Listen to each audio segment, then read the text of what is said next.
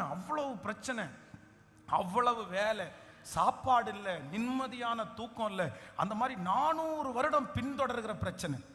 ஓ சரி, அவ்வளோதான், முடிஞ்சிருச்சு, இந்த பிரச்சனை இதோட நமக்கு முடிஞ்சிருச்சு, நம்மளை புறப்பட பண்ணிட்டாங்க, நம்ம கிளம்பலாம் அப்படின்னு சொல்லிட்டு எல்லாரும் பொன்னோடும் பொருளோடும் ரொம்ப ஜாலியா சந்தோஷமா, அவ்வளோதான்டா நம்மளோட தலைமுறையா இருந்த பிரச்சனையை அவ்வளோதான் முடிச்சிட்டு நம்ம கிளம்பிட்டோம்னு சொல்லி செங்கடலுக்கு முன்பாக வந்து நின்னா அவங்களுக்கு ஒரு பெரிய பிரச்சனை காத்துட்டு இருக்குது.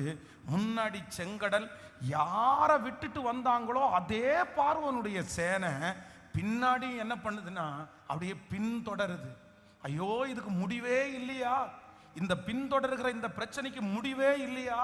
4 தலைமுறையா பின்தொடர்கிற இந்த பிரச்சனைக்கு முடிவே இல்லையா?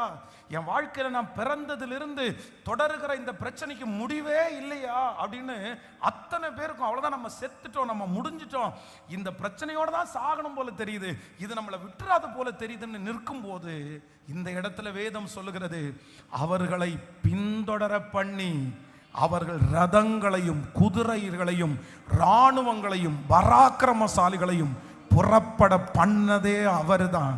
ஏன் ஆண்டவர் புறப்பட பண்ணினாருன்னா, அவர் செங்கடலே அதுக்கு ஒரு முற்றுப்புள்ளியை வைக்கணும்னு ஆண்டவர் நினைச்சிட்டாரு, அதற்கு ஒரு முடிவு கட்டணும்னு நினைச்சிட்டாரு.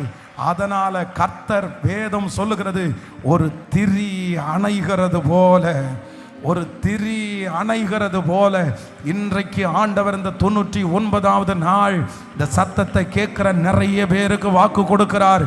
உனக்கு ஒரு முற்றுப்புள்ளிய கர்த்தர், உங்க காரியத்திற்கு ஒரு முற்றுப்புள்ளிய கர்த்தர் வைக்கிறார். இதுவரையிலும் பின்தொடர்கிற அந்த காரியத்திற்கு ஒரு முற்றுப்புள்ளிய கர்த்தர் வைக்கிறார். தலைமுறையாய் உங்களை ஆட்டி படைக்கிற, தலைமுறையாய் உங்களை வேதனைப்படுத்துகிற, நீங்க பிறந்ததிலிருந்தே உங்களை வேதனைப்படுத்துகிற கர்த்தர் வாக்கு கொடுக்கிறார். இதுக்கு ஒரு முடிவே இல்லையா? இதுக்கு என்னைக்கு முடிவு வரும்? இன்றைக்கு கர்த்தர் தயவாய் வாக்கு கொடுக்கிறார்.